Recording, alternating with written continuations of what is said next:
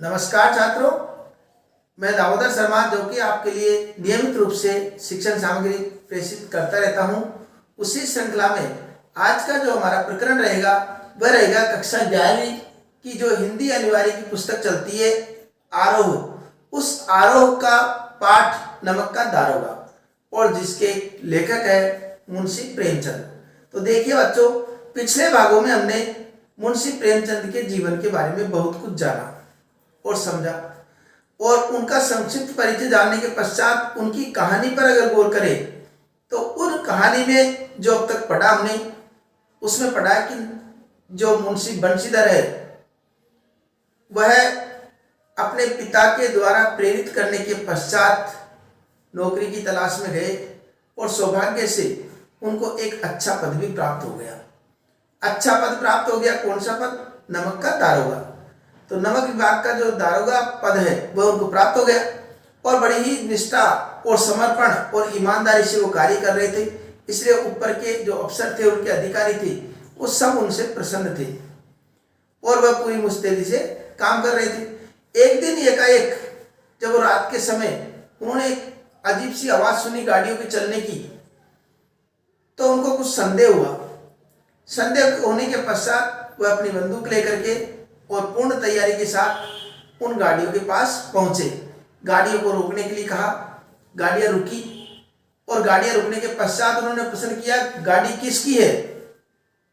तो उन्होंने कहा, पंडित आलोपी दीन की। ठीक है, यहां तक बात हो गई थी। फिर आलोपी दीन की गाड़ी है तो इनमें क्या है? तो उन्होंने कहा कि सामान्य टाल टोल करते रहे, थोड़े चुप रह गए। तो नमक का दारोगा जो थे मुंशी बंशीधर, उनका यह शक जो है यकीन में बदल गया कि कुछ न कुछ गड़बड़ चल रही है।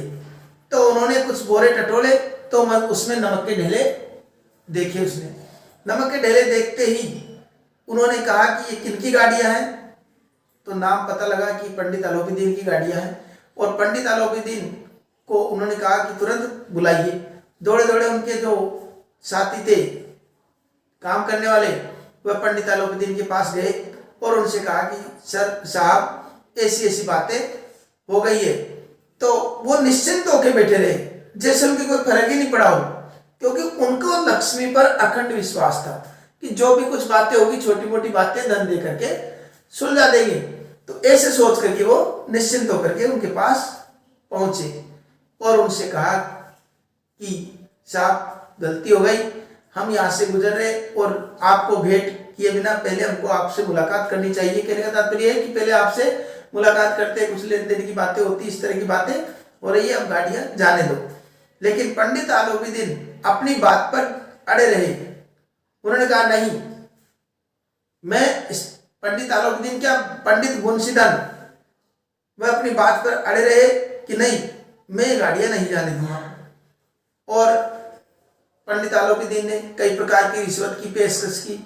उनसे कहा, आप 1000, 2000, 5000 जितने भी रुपए लेकर के बाद यही निपटा लीजिए, क्योंकि मेरी सम्मान और इज्जत पर दाग लग जाएगा। लेकिन मुंशी बंशीधर इस बात से बिल्कुल राजी नहीं हुए और रिश्वत के सामने वो झुके नहीं। पंडित आलोपी दीन ने भी इस प्रकार धन के आगे धर्म की जीत को पहली बार देखा था। तो अब बात बढ़ गई। बात बढ़ने के बाद में मामला उनको गिरफ्तार कर लिया गया। किनको? पंडित आलोपी दीन को गिरफ्तार कर लिया गया। गिरफ्तार करने ते ही एक बात आई है, वहां से हम प्रारंभ करते हैं कि दुनिया सोती थी पर दुनिया की जीत जागती है थी। दुनिया सोती पर दुनिया की जीत जागती थी। कहने का तात्पर्य क्या? कई बार प्रश्न आ जाता है। तो देखिए बच्चों, कई बार क्या होता है कि हमारे देश में एक विशेषता है, कोई भी ऐसी कोई विशेष घटना हो जाए, बिना किसी सूचना के एक दूसरे के पास पहुंचती पहुंचती पहुंचती सुबह तक तो सारे देश में ही पहुंच जाती थी। और जब पंडित आलोपी दीन को गिरफ्तार किया गया तो धीरे धीरे सुबह देखा सबको, प्रत्येक व्यक्ति के मुख पर यही बातें चल रही थी। जो बड़े बड़े रिश्वत लेने वाले बेईमान चोर, वह भी दबे जबान उनकी निंदा कर रहे थे। किस प्रकार का?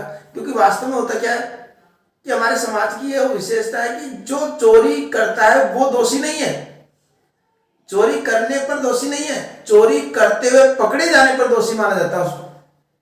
ऐसे खूब बेईमानी कर लो लेकिन पकड़ में नहीं आते तब तक तो ईमानदारी है। तो वही बात यहाँ पर हो रही थी, सब तरह तरह की बातें कर रहे थे, सारे शहर में हलचल मच गई थी। तो ये यहाँ पर सारे देश में, सारे शहर में ये खबर पहुंच गई थी कि पंडित आलोपीदीन गिरफ्तार हो चुके हैं। अब पंडित आलोपीदीन का अदालत पहुंचना, अब अदालत में ले जाया गया, क्योंकि कोई भी गुनाह करता है तो गुनाह करने के पश्चात उसको अदालत के समक्ष प्रस्तुत किया जाता है और अदालत ही निर्णय करती है कि किसको क्या सजा मिलनी चाहिए, क्या उसने अपराध किया है या नहीं किया, वो निर्णय अदालत का है। पुलिस का काम है उसको गिरफ्तार करके अदालत तक पहुंचा देगा। तो अदालत में उनके प्रति व्यवहार कैसा हुआ? पंडित आलोपीदीन अभियुक्त होकर कांस्टेबलों के साथ अदालत की तरफ चले तो सारे शहर में हलचल मच गई। क्योंकि हलचल इसलिए मच गई कि इतने बड़े हस्ती को, इतने बड़े व्यक्ति को ये आखिर गिरफ्तार कैसे हो गए, ये सबको आश्चर्य हो रहा था। और भीड़ के मारे छत और दीवार में कोई भेद नहीं रहा और लोग बाग देखने के लिए इतनी भीड़ में उमड़ पड़े कि पता ही नहीं चला कि छत कहां पर है और दीवार कहां पर है। जहां देखे, जहां व्यक्ति देख रहे थे कि आलोपीदीन को गिरफ्तार कर ले, क्योंकि बहुत बड़ी हस्ती थी ये। तो यहाँ पर परंतु जैसे ही पंडित जी अदालत पहुंचे, उनके भक्त, अमले, उनके सेवक, वकील, मुख्तार, उनके आज्ञापालक और अर्दली इत्यादि उन्हें देखते ही रह गए।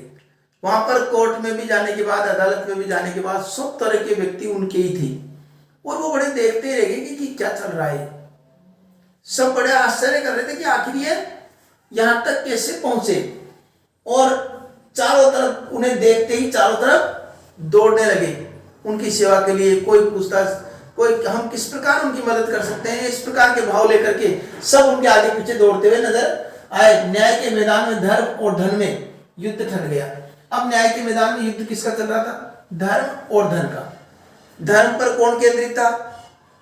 मुंशी बंशीधर। और धन पर किसको विश्वास था? आलोपीदीन को। अब धर्म और धन के बीच एक युद्ध छिड़ा। युद्ध छिड़ने का मतलब बहस चल रही थी। पंडित आलोपीदीन के वकील जिस तरह धन के बल पर अपने पक्ष को सही करने में, सही साबित करने में लगे हुए थे, उसी प्रकार अब मुंशी बंशीधर की ईमानदारी उसके साथ थी। दोनों के बीच में अदालत में युद्ध ठन गया। अब न्याय मजिस्ट्रेट ने इस युद्ध में क्या निर्णय दिया वो देखिए। न्याय मजिस्ट्रेट ने जो निर्णय दिया कि उन्होंने अंत में, जैसे मजिस्ट्रेट निर्णय सुनाता है ना, जज, तो जज ने क्या निर्णय सुनाया कि पंडित आलोपीदीन के विरुद्ध दिए गए प्रमाण निर्मूल तथा भ्रमात्मक है। निर्मूल का मतलब उनका कोई आधार नहीं है और भ्रमात्मक मतलब संदेहास्पद है।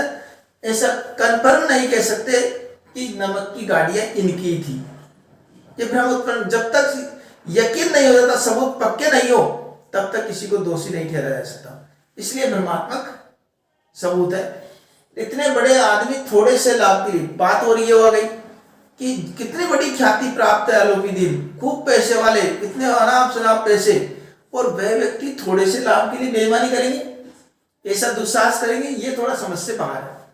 क्योंकि इतने पैसे वाला व्यक्ति बेईमानी तो नहीं कर सकता, ऐसा जज का निर्णय था, मानना था। यद्यपि मुंशी बंशीधर का इसमें कोई दोष नहीं है, यह भी माना कि हो सकता है मुंशी बंशीधर से कुछ गलती हो गई हो, उन्होंने गलतीवश या भूलवश इसका दोषी पंडित आलोपीदीन को मान लिया हो और उन्होंने इसको गिरफ्तार कर लिया हो। कोई बात नहीं, भूल हो गई तो दोष नहीं है, उनका भी कोई दोष नहीं हो जाती, कभी कभी मानवता है, भूल हो जाती है। फिर भी यह बड़े खेद की बात है कि उसकी उद्दंडता और विचारहीनता के कारण एक भले मानुष को कष्ट झेलना पड़ा। देखो क्या बात बताई कि उसकी उद्दंडता और विचारहीनता के कारण एक सज्जन व्यक्ति को कष्ट झेलना पड़ा। यह बड़े दुख की बात है। भविष्य में इस प्रकार की गलती नहीं हो। व्यक्ति को किसी पर भी आरोप लगाए उसके पहले ढंग से जांच कर ले। इस प्रकार का उल्टा जो सही था, कौन सही था? बंशीधर।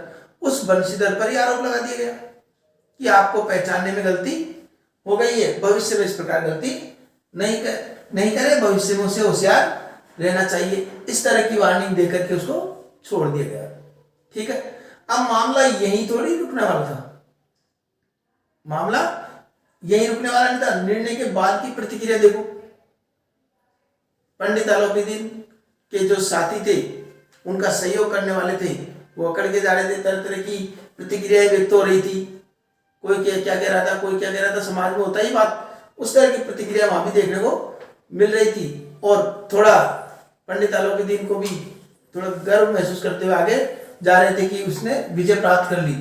अब बंशीधर को इस कृत्य का, किस कृत्य का, इनको गिरफ्तार करने की सजा क्या मिली वो देखिए। कृत्य का मूल्य चुकाना पड़ा। मूल्य क्या चुकाना पड़ा? उनको नौकरी से हाथ धोना पड़ा, क्योंकि पंडित आलोकीदीन तो बहुत बड़ी पहुंच वाले व्यक्ति थे और किसी प्रकार से जब उनके प्रति जिस प्रकार का कार्य किया गया तो उसके बाद में उनकी नौकरी रहना तो संभव था ही नहीं, इसलिए वो नौकरी भी चली गई। अब नौकरी चले जाने के बाद में अब मुंशीधर क्या करेंगे? मुंशीधर के पास कोई चारा नहीं है। आखिरी में परेशान होकर के वह अपने गांव की ओर चले। अब गांव में जाने के बाद में उनके पिता से मिलने के पश्चात क्या प्रतिक्रिया हुई वो सब बातें तो हम पढ़ेंगे ही। तो इसके पहले हम इसकी व्याख्या किस प्रकार करेंगे वो प्रसंग हम देख लेते हैं एक बार। तो प्रसंग लिखते समय हमने पहले भी कई बार लिख दिया प्रसंग और व्याख्या, अब तो भाषा हमको तैयार हो गई होगी, तो एक बार और देख लेते हैं। तो हमको पहले प्रसंग का बिंदु लिखना पड़ता है। प्रसंग, प्रस्तुत पद्यांश हमारी पाठ्य पुस्तक आरोह के अंतर्गत, अब कवि का नाम लिख देंगे, महान उपन्यासकार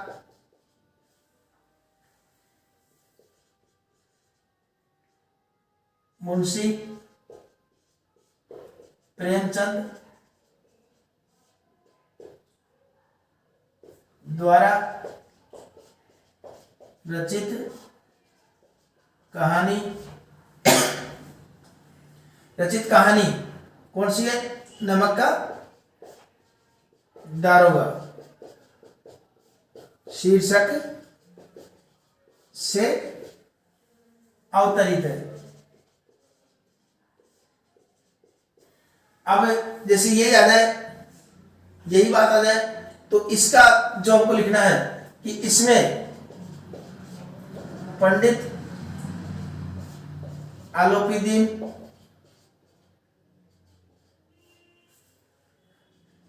के अदालत पहुंचने की स्थिति का वर्णन किया गया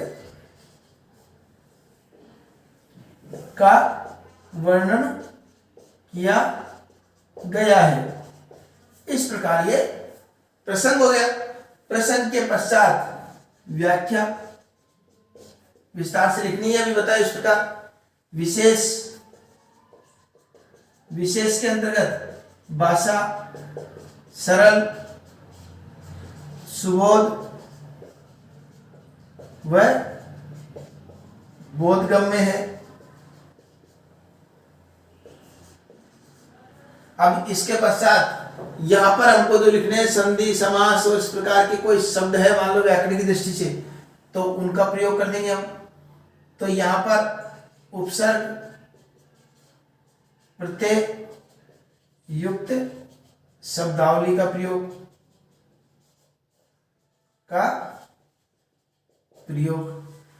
और अदालत में जिस प्रकार का व्यवहार किया गया उसका बहुत सुंदर चित्रण इसमें हुआ है। इस प्रकार हम इसकी प्रसंग व्याख्या भी कर देंगे। प्रश्न आपको डिस्क्रिप्शन में मिल ही जाते हैं। और एक बात और कहना चाहूंगा कि गद्यांश वाक्य जो जितने भी वीडियो है वो सब मैंने एक जगह प्लेलिस्ट में व्यवस्थित कर रखा है और नवीन संशोधित जो पाठ्यक्रम है कक्षा 11 का उसी के अनुसार पाठ्यक्रम किया जा रहा है।